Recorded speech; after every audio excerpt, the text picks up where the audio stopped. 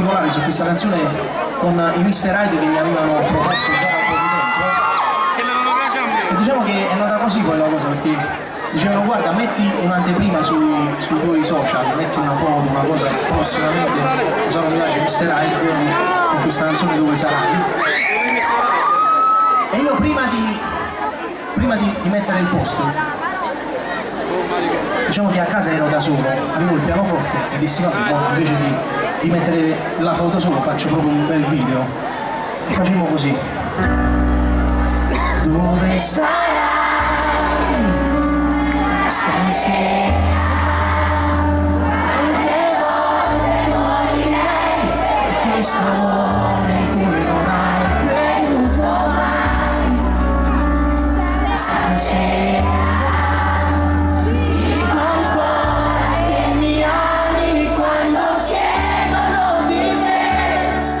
sai quanto mi manchi, ora che non sei qui, vorrei sognarti, ma bene così, chiusa dietro i miei sbagli, ma se hai smesso di amarmi, meglio che te ne vai, dove sarai, stasera.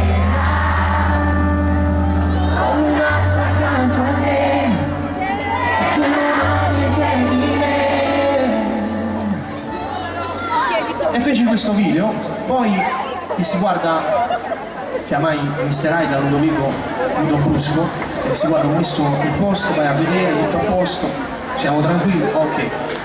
Andai a dormire, il giorno dopo mi svegliai sui social c'era veramente imprevedibile, perché poi ho visto praticamente che c'erano tipo 600-700 mila visualizzazioni in pochissime ore, e da lì in poi Dove sarai è diventata così, con i Mr. Hyde.